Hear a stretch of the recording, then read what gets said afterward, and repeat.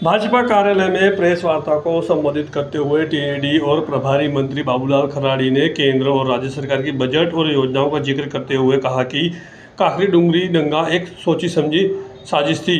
आदिवासी युवाओं को गुमराह कर पहाड़ी पर चढ़ाया, इसके बाद दंगे भड़काए जिससे कई बेगुनाह लोग जेल चले गए, लेकिन असली मुलजिम अब भी बाहर है।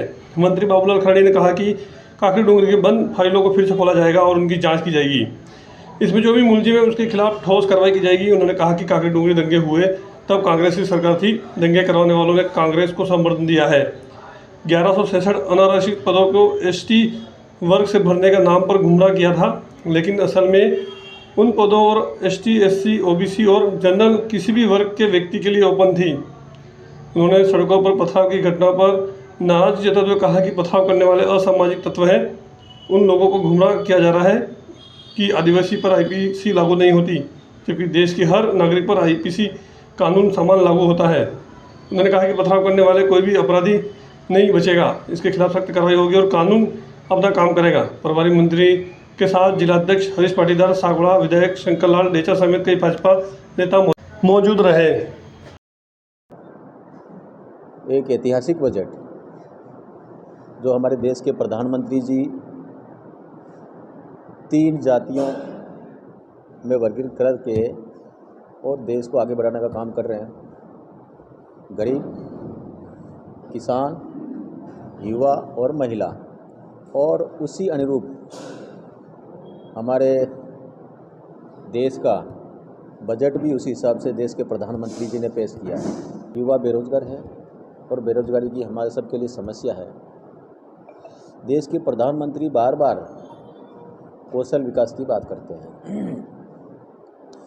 इसी को देखते ध्यान रखते हुए देश के प्रधानमंत्री जी ने युवाओं के लिए स्किल इंडिया के तहत प्रशिक्षण करा करके उनको अन्य अन्य जगह नियोजित करने का काम भी किया। इस प्रकार ऊर्जा के क्षेत्र में हम सब देखेंगे तो प्रधानमंत्री जी का सपना है कि देश भर में एक बिजली की समस्या सब जगह आती है, कभी दिन में आती है जाती है, पावर कट भी हो जाता है। इसको लेकर के प्रधानमंत्री जी का सपना है कि सोलर हमारे लिए बहुत अच्छा स्कोप हो सकता है। तभी प्रधानमंत्री जी ने पीएम सूर्य घर योजना बजट में भी घोषणा हुई है। तिल और दलहन, हमारे देश में तेल की और दलहन की बहुत ज़्यादा समस्या, उत्पादन कम हो रहा है तो मांग बढ़ती है तो समस्या खड़ी होती है। इसको भी इस को आत्मनिर्भर बनाने हेतु योजना बनाई जाएगी। इस प्रकार ग्रीन हाउस की बहुत अच्छा स्कोप है और गुजरात में बहुत अच्छा चल रहा है। और सब्जियों का उत्पादन हो और उनको मार्केट ठीक प्रकार से मिले, इस प्रकार का प्रधानमंत्री जी का सपना है और बजट में भी उसका प्रावधान किया गया है। जो कर्मचारी का चयन होगा, नियुक्ति होगी, 1 महीने का अग्रिम वेतन उनको दिया जाएगा। 1,20,000 की सर्विस से उनको 15,000 रुपये तक का 3 किस्तों में टुकड़ों में उनको दिया जाएगा। एक बहुत अच्छी पहल है हमारे देश। 7.5 लाख तक के ऋण की सुविधा उपलब्ध कराने के लिए मॉडल कौशल ऋण को संशोधित किया। 25,000 छात्र लाभान्वित होंगे। अब इसमें 10 लाख रुपए तक के ऋण के लिए ऋण हेतु एक वित्तीय सहायता की घोषणा की। 3% ब्याज की छूट मिलेगी। तो कम से कम जो व्यक्ति अपना काम धंधा करना चाहता है उसको ऋण में भी उनको काफ़ी रिलीफ मिलेगा। आपने देखा होगा कई शिल्पकार जो हाथ से अपने जो वस्तुएं बनाते हैं उनको मार्केट नहीं मिलने की वजह से वो बेरोजगार हो जाते हैं। देश के प्रधानमंत्री जी एक सपना है कि इन शिल्पकारों को प्रोत्साहित करके मार्केट उपलब्ध कराएंगे। महिला केंद्रित विकास के लिए बजट 3 लाख करोड़ रुपए आवंटित किए गए हैं। अब महिला से हमारे राज्य सरकार ने भी बजट पेश हुआ हमारे कांग्रेस के मित्र बार बार कहते थे कि साहब ऐसे क्या जल्दबाजी हो गई, क्योंकि बजट तो केंद्र का बजट आने के बाद में आपको बजट पेश करना चाहिए। तो हमने कहा, हमने सरप्लस बजट पेश किया था जिसकी समय सीमा ख़त्म हो रही थी और तब तक हमको बजट पेश करना था। हमने पहले बजट किया। उनको शंका थी कि आप ये सारा करोगे तो कहाँ से करोगे। आपने देखा होगा जानदार और शानदार बजट पेश किया था। सभी वर्गों को और सभी क्षेत्रों को देखते हुए एक अच्छा सा बजट दिया। 4 लाख नौकरियां हम इस 5 वर्ष में देंगे। 1 लाख इसी वित्तीय वर्ष में नौकरी देंगे। अभी हमारी कैबिनेट की बैठक थी। कैबिनेट में माननीय मुख्यमंत्री जी ने पीटीपी के मार्फत से हमको बताया कि इस प्रकार से हम युवाओं को रोजगार देंगे। महिलाओं के लिए हमारे प्रदेश के मुख्यमंत्री जी ने कई प्रकार की घोषणा की है। हमारा जो संकल्प पत्र था, उस संकल्प पत्र में जितने जनता से हमने वादे किए, उन वादों में हमने 45% वादे पूरे किए हैं, जिसमें गैस सिलेंडर का भी होगा। किसानों के लिए हमने कहा था कि हमारी सरकार आएगी तो हम किसान सम्मान निधि को दुगना करेंगे। अब विपक्ष हमको कहता है कि आपने तो 12,000 करने का कहा था, तो हमने उनसे ये वादा नहीं किया कि 1 साल में ही हम पूरा करेंगे। हम टुकड़ों में हम 12,000 पूरा करेंगे, ये गारंटी हम लेते हैं। का भाई हमारी सरकार आएगी तो आपके साथ में जो धोखा हुआ था पेपर लीक का, एक बार पेपर नहीं आउट हुए थे, 19 बार पेपर आउट हुए। और जो पेपर आउट होते थे तो वो उनके ध्यान में था कौन करने वाला है, लेकिन उन्होंने कार्रवाई नहीं की। आपके डूंगरपुर का भी हमारे यहाँ बाबूलाल कटारा ही था ना, आरपीएससी का बनाया था। अब इस प्रकार से आप जो जिम्मेदार पद पर जिसको बिठाते हो वो ये दुकान चलाने लग जाएगा, तो फिर कैसे संभव होगा, कैसे हम युवा के साथ भला कर पाएंगे। हमने कहा एसआईटी का गठन करेंगे, एसआईटी का गठन हो गया और हमने कार्रवाई करना शुरू किया। हमारी सरकार ने, आपने देखा होगा 100 से ऊपर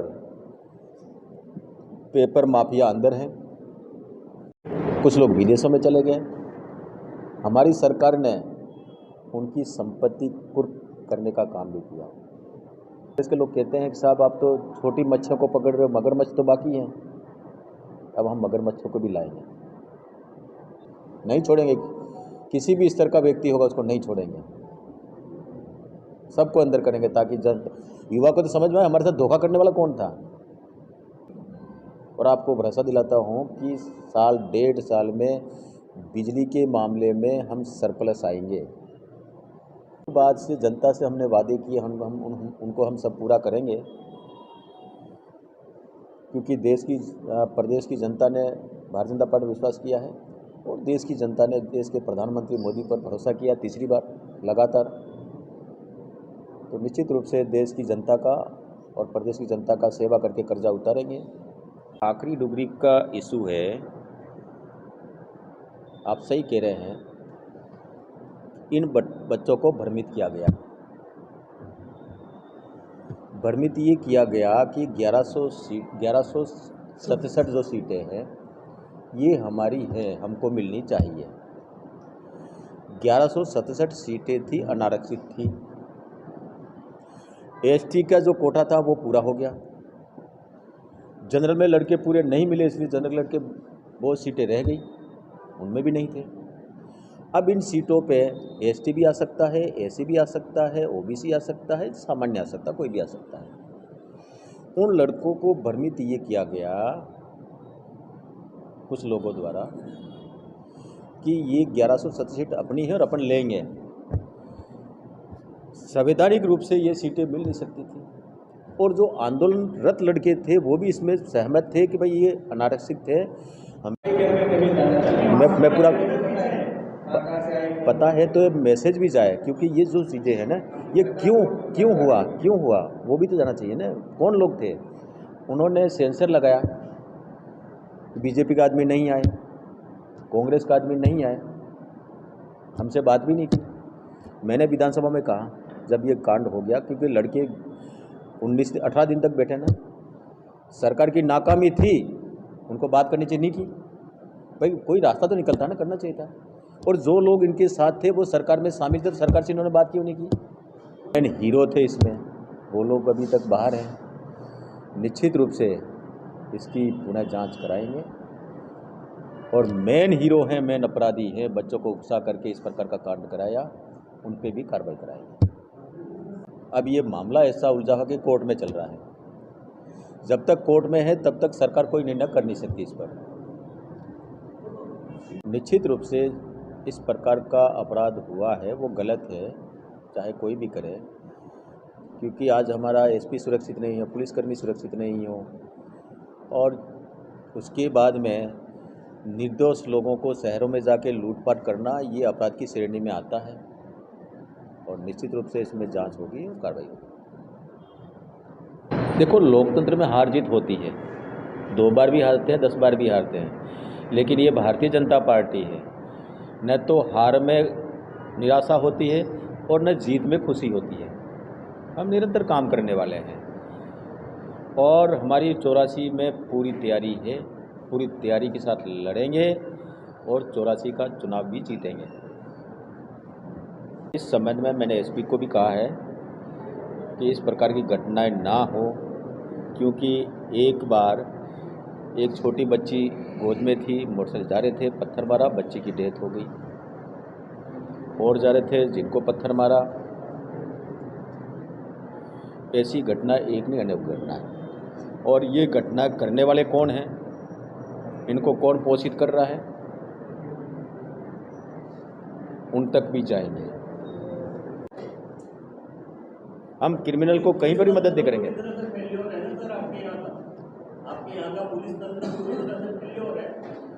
पुलिस तंत्र फेलियर नहीं है, कहीं कमी बेसी होगी तो हम उसको पूरा करेंगे। और मैंने एसपी को कह दिया, उन्होंने एक टास्क फोर्स बनाई है, और फिर भी अगर कमी होगी तो और कठोरता से कह देंगे, कठोरता से कार्रवाई करेंगे। ये आप कह रहे हो संगठित अपराध है, संगठित अपराध है। ये जो ये गिरोह खड़े किए हैं ना, वो लोग हैं कि आईपीसी आदिवासी पर लागू नहीं होती, उन लोगों ने चलाया है। ये भी लिखते ना कहीं। जो बजट में घोषणा हुई है, जो हमने विकास के काम किया, विकास के मुद्दों के आधार पर हम चुनाव लड़े हैं, और गढ़ किसी का भी नहीं होता है। लोकतंत्र में वोट कभी स्थिर नहीं रहा है।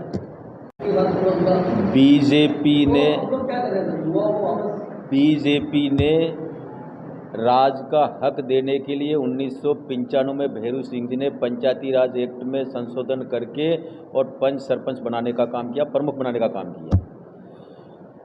भैरू सिंह जी के समय में 1 से 6 स्कूल तक नौकरियों में प्रावधान करके, और इससे अपने ट्राइबल क्षेत्र का व्यक्ति लगे उसका प्रबंध किया। उसके बाद 9 तक किया, और उसके बाद में 100 में से 45 लड़के नौकरी लगे, इसका प्रबंध करके, और 100 में से 45 लड़कों को भर्ती किया। आज मास्टर जो है, बाबू है, पटवारी है, उसी कानून के कारण है।